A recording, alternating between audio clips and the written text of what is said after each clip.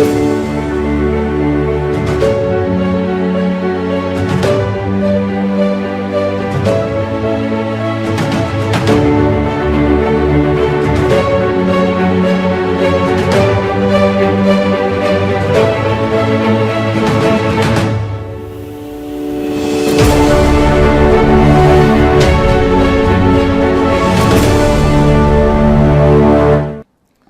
everybody. Welcome to another day. We want to encourage you to go share this message. Share with your friends and your family members, and go and tag the people you really care about and you think that this will benefit them. So we are going to be talking about leadership. We're continuing our series on leadership. The first part of this series that I did is that a leader is a ladder. Now I'm going to be talking about self-leadership. Self-leadership. Now the topic of today is self-leadership is your greatest leadership. Your greatest leadership is self-leadership. So what is self-leadership?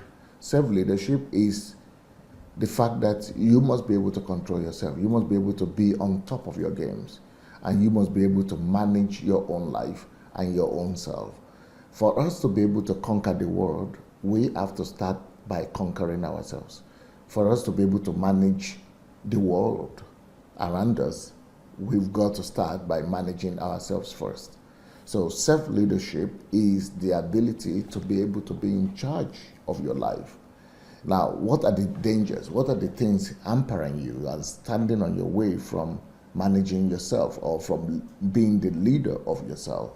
Well, most people in this world, they are not the leaders of themselves. And the reason is because different things hamper us being the leader of ourselves. Self-leadership. We don't practice self-leadership, first of all, because when we were growing up, we were under the leadership of somebody else. When we were growing up, we were used to the fact that our parents did a lot of things for us. They encourage us to wake up in the morning, and if you don't wake up, you are always resting on the fact that, yeah, mommy will come and wake you up. You expect them to help you fix your room. So if your room is not fixed, well, you expect them to come and do it for you. You expect them to cook your food. You expect them to put your food on the table.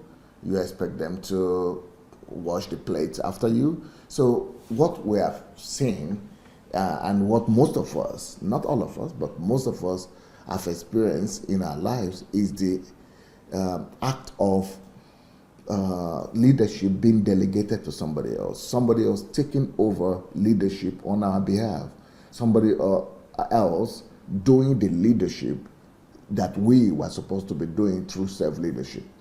So, but let's go back to the scenario of a child, and that is being taken care of by the mother or by the father or by the parents or by the grandmother. The whole essence of your parents asking you to wake up in the morning and to go and brush your teeth is because they want to teach you self-leadership. And self-leadership is when you attain that, and you attain the place whereby you yourself, you are able to go without anybody asking you to go.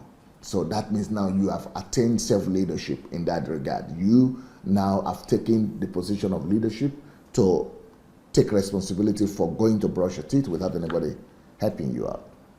Same when they ask you to wake up in the morning and they come and wake you up. But what they really want to achieve is not to be there to wake you up all the time, but is for you to be able to get to a place where you attain self-leadership, whereby you now wake yourself up. You know when to wake up, or you put your alarm in place and you know exactly when you need to go do what you need to go and do. But the thing that we see is that sometimes the children take advantage of the fact that mommy is always there. She will always be there to wake me up if I don't wake up. She will always be there to remind me to go brush my teeth. Or she will always be there to remind me to go wash, take my bath. And so we rely on that. Or she will always help me to take care of my clothing. Or she will help me to get my food ready. But the whole essence of parental care and parenting in general is to get you as a child to a place of self-discipline or self-leadership. Is to get you to a place of self-leadership whereby you will not need anybody's help to do those things for you, or to be behind you, supervising you or monitoring you to do exactly the same thing that you are supposed to be doing by yourself. This is one of the advantages of boarding schools or hostels or dormitories. When some of you are familiar with the idea of boarding schools, that's when children are sent to schools to live in dormitories situation, when they live there without their parents. So they have to grow up very fast, and they have to do all these things by themselves. So that helps them to attain self-leadership. And there is almost no way you will live in boarding school for 5 years or 10 years and not become self-sufficient and not be able to take the responsibility for your own self.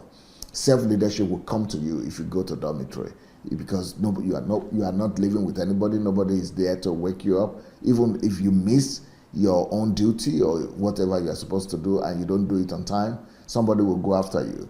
I mean, one of the senior students or your prefect or your colleagues or the staff, they will be, you'll be punished for it. So that's the advantage of dormitory. But the whole idea of self-leadership is that parental care and parenting is supposed to teach us about self-leadership. It's supposed to bring us to a place whereby we are in control of our situations and life. We are in control of our circumstances. It's to bring you to a place of self-sufficiency, so that you are responsible for your actions. You know what to do. You become an independent person. It is only when you are able to attain that kind of independence and self-leadership that you will be able to give leadership to somebody else. Okay, for example, in our own family here, we have seniorship or seniority within the children to some extent. So what we do is that our daddy, that's Pastor Sunday, myself, is the head of the family. The next person in authority is my wife, Pastor Bosse. So I communicate with Pastor Bosse. Pastor Bosse does, the implementation with the children. But even among the children, Pastor Bosse now says, Perez, you are the pastor or you are the leader of the children, because you are the senior, you are the most senior. So he takes responsibility for when the children wake up, or to make sure that they make their beds, to make sure that they do their food packs, to make sure that they get their books ready and they do their assignments. So this is leadership. This is an example of leadership, teaching him to be a leader to his sisters. Now the question or the challenge might be that the challenge might be that if Perez does not wake up, if he doesn't wake up, how will he be able to control if his siblings are waking up on time or not? So you will not be able to be a leader, an effective leader, if you yourself, you don't have self-leadership. So for Perez to be able to be a good leader to his siblings, he needed to, first of all, be a good leader to himself. He needed to, first of all, exercise self-leadership. So if Perez wakes up, then he will be able to check and control if the other if the other siblings of his are woken up, and to be able to instruct them to wake up on time. If Perez doesn't, remember to brush his teeth, there is no way he will now be able to monitor if the siblings are brushing their teeth or not. If Perez doesn't pack his school bag and his food basket and everything, if he doesn't take care of that, there is no way he will be able to remember to do the same thing with his brethren. So especially when he didn't wake up in the morning, there's no way he could go ahead to make sure that people wake up in the morning. So self-leadership is the key to every leadership. If you really want to be an effective leader, to really be good and effective leader, you need to have self-leadership. Real leadership starts with self-leadership. And self-leadership is the place whereby you are able to take responsibility for yourself. You are able to take responsibility for what you do, for your decisions. So the first thing I mentioned is that some of us, we didn't get that self-leadership from our parents, because our parents are supposed to give us that self-leadership. And if we miss it there, if you ended up being helped out by your siblings or your parents and you never became independent, then in life you would struggle. Because, for example, if you are used to your mother coming to your rescue, if you are not used to doing your own assignment or homework by yourself, and your parents or your siblings always do them for you, then what will happen is that you will discover that in life you would not be ready to take up on responsibilities and be able to pass through the test and challenges of life. But you will always be looking out for somebody else to help you. And that is why one of the reasons why a lot of people think that they would never become successful if they don't become married.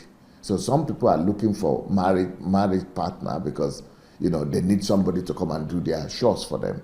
Or some people want to be married because they want a man to take responsibility for their expenses. So these are all delusions, or all failures coming from not being self leader from when they were growing up. They are not used to being self-leaders. So in life, they will always be looking for one way or the other. And this also might have influenced the reason why some people are more some people are more entrepreneurship than others. So if you are having self-leadership from your childhood, then you will not have any problem with starting your own business, or you will not even need to be looking for jobs.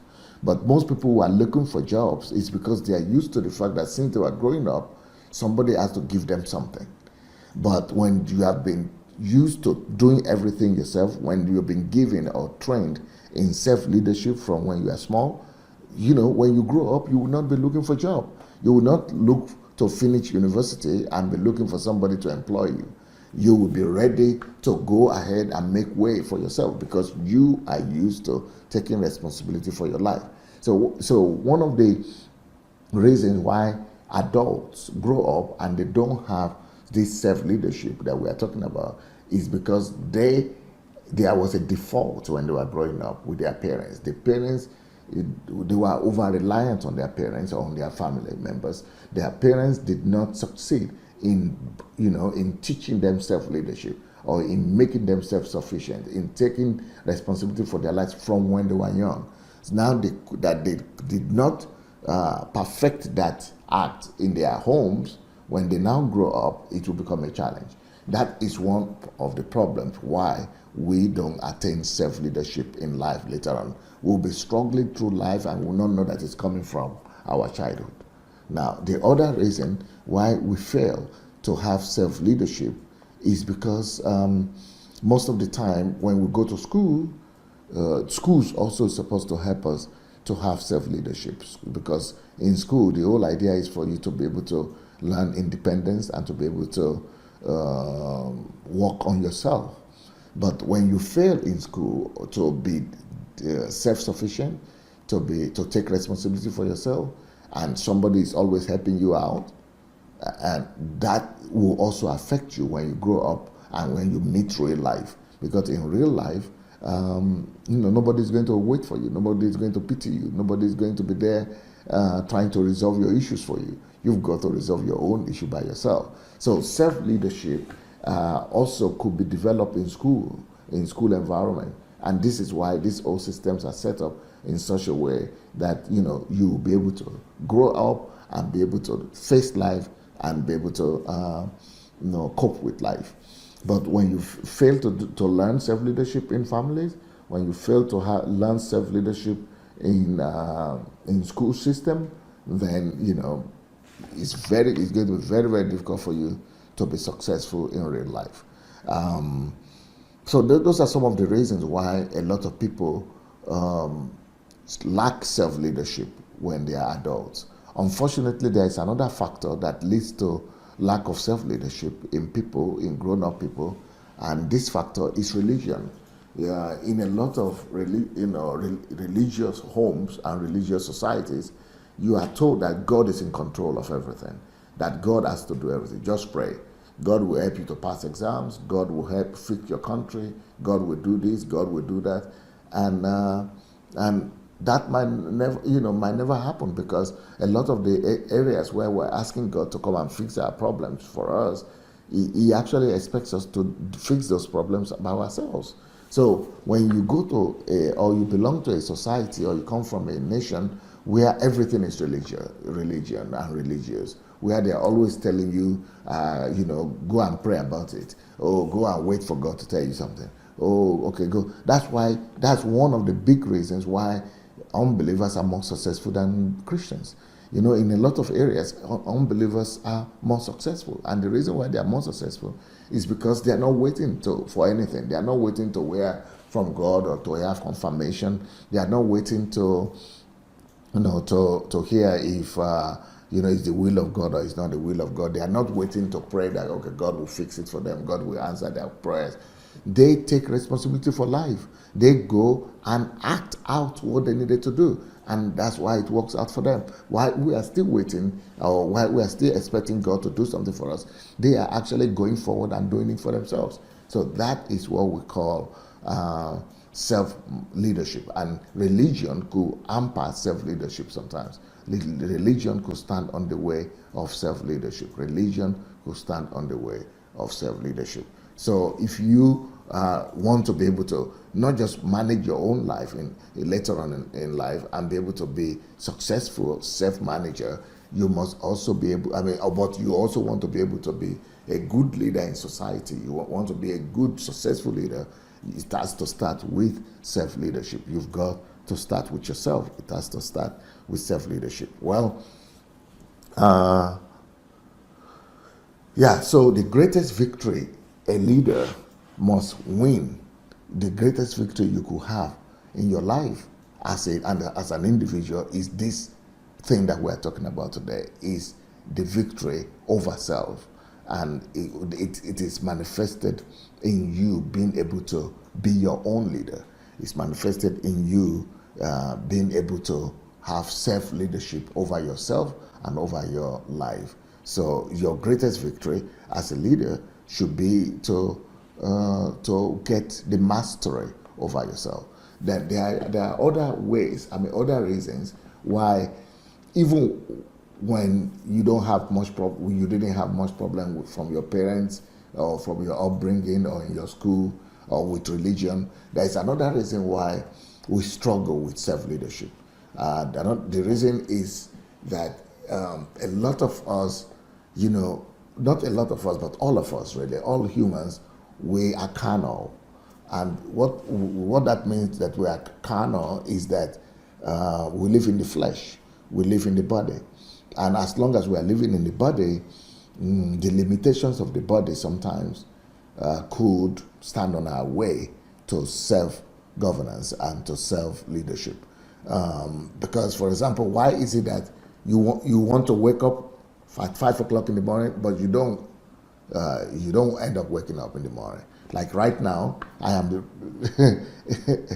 I'm doing this live broadcast. You want to do your live broadcast on daily basis, every day. You want to come out every day, and it doesn't. You think you are tired, or there are situations or circumstances that doesn't make you, that you think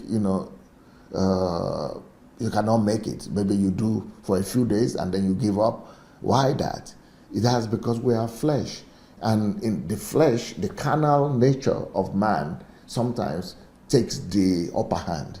So to self-leadership is to be able to subdue your carnal nature, the dominion of your flesh, the dominion and the supremacy of your flesh over you, to be able to put it under your leadership. So self-leadership is the ability to make your inner man, your real person, your personality, your real Sunday, Adelaja, to be over your desires or to be over your flesh, to be able to be in charge of your life so much that you make your flesh or your flesh to obey what your spirit says. So it is when you make your spirit man to be more powerful than your flesh.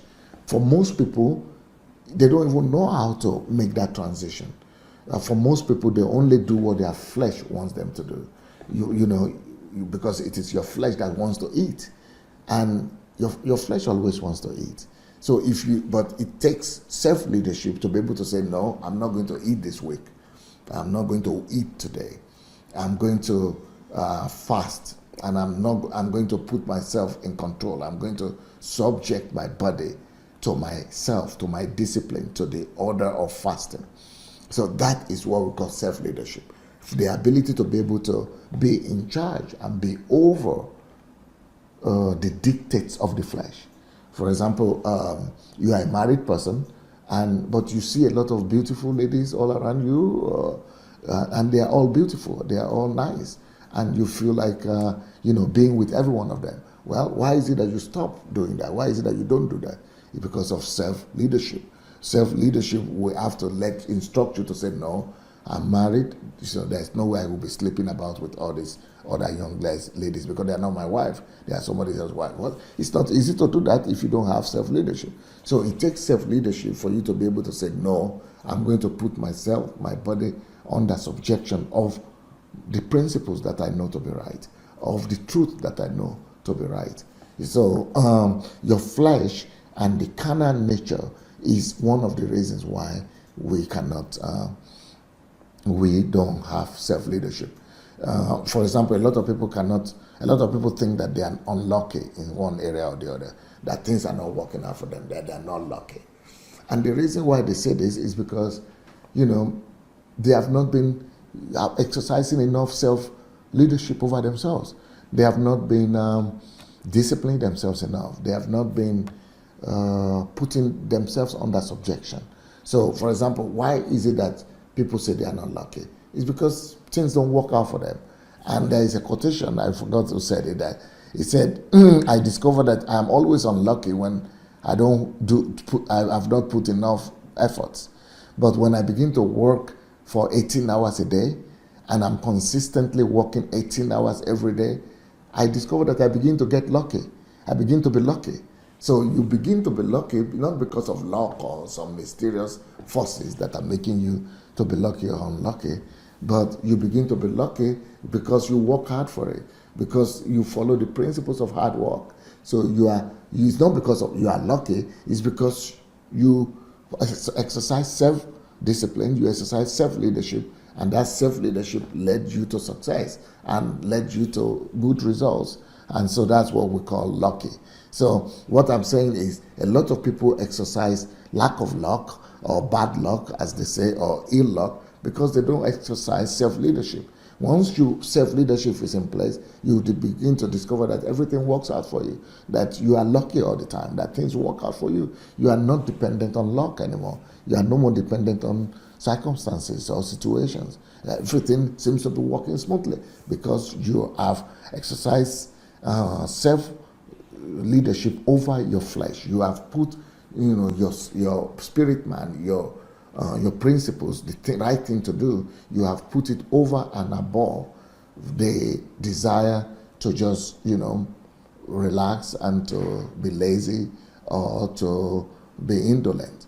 So it is the ability to subdue that flesh, that carnal nature, the ability to put your body under subjection of your spirit man, of your personality, is what gives you success. So a lot of people are not successful over themselves and in their lives, talk less of leading other people, because they don't have this self-leadership that we are talking about. They are not able to be able to tell themselves, no, I'm going to work for as long as necessary. I'm going to work for for 18 hours a day if necessary.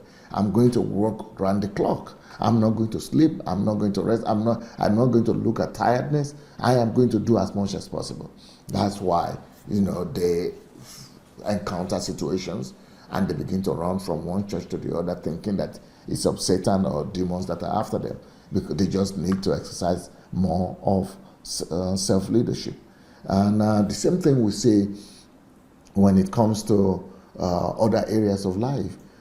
If you really, self-discipline, self-development, self-education, those things take self-management. They say self-leadership. So only those people who have self-leadership will be able to put themselves under the discipline of self-development or self-education. Because nobody will be there to manage you, nobody will be there to control you. You have to be able to, exercise leadership over yourself and go ahead to do what you need to do. So this is what we are going to be talking about. That this is your greatest your greatest leadership. The greatest leadership that you could exercise is the leadership that you exercise over yourself. The leadership that you exercise over yourself. So I think I'm going to read a scripture before I finish. Proverbs 25:28. Proverbs 25:28 confirms this. Proverbs 25:28. Yeah, Proverbs 25:28 says, whoever has no rule over his own spirit is like a city broken down without walls. So this is talking about if the man is not the body, right? You are the spirit. Man is a spirit. So you have to be in charge. Your spirit you have to be in charge of your spirit man, so that your spirit man now rules over your mind, it rules over your intellect, it rules over your body, your flesh, your carnal nature. But when you lose it, when your spirit, you have not strengthened your spirit man to be strong enough to rule over and to be on top of your carnal nature, what will happen is that you will no more be in charge of your spirit man. Your spirit man will be under the dominion of the carnal nature. Your spirit man will be under the dominion of your flesh. Your spirit man will be under the dominion of your mind, of your reasoning, of your thoughts. And that is where a lot of people are. Their spirit man is somewhere there, forgotten, damping under the barrage of thoughts that are coming to them, and they are not strong enough. They have not strengthened their spirit man to be able to put their thoughts under subjection, under control, or maybe it's under the influence of their carnal nature, and they are not disciplined their spirit man to be on top and to be able to give command to their flesh and to their thoughts. And that's because they lack self-leadership. So this particular passage here, Proverbs 25:28, is a passage that talks about self-leadership. Whoever has no rule, that's no leadership over his own spirit. So it's talking about self-leadership. You must have leadership over your own spirit. Then everything will be broken down. You'll be, broken down like walls that are broken down. And if walls around the city, like the fort, are broken down, then anybody could just walk in. It's like a house that doesn't have a wall. You just have some pillars, and everybody can just walk in at any time. That's how it is when you don't have self-leadership. So that's one of the greatest things you will do. So this is another aspect of the leadership series that I wanted to do, and I'm starting this particular session today, and I'm going to continue it for a few days. We're going to be talking about this self-leadership. It's the greatest leadership that you could get. So I think I made a point today, and I would like to encourage you to go ahead and share this message with your friends and family members. Share, and tag the people that you care about. And I also would like to ask you to go ahead and send the message to the inboxes of your friends, and maybe it could be of a blessing to them. I would also like to invite you to join our mentorship program, which is on sundayadelajablog.com/ mentorship. So on adelajablog.com/mentorship is for free. So be free to go and join that.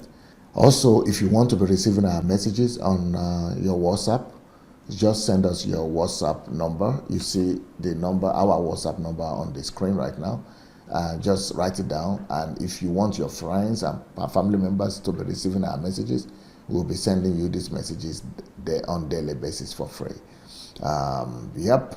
And for my books, you can read my books for free also on Kindle Unlimited if you are registered on Kindle Unlimited, or you can buy them on Amazon or Okada Books. But if you want to buy in bulk and you want to buy them cheaper than on Amazon, then you might need to write to our office. You need to write to our office and ask for the books. dsasbooks@gmail.com. dsasbooks@gmail.com. dsasbooks@gmail.com. It will be cheaper than on Amazon. So that will be it for today. And I will have to let you go. I will see you tomorrow. Peace.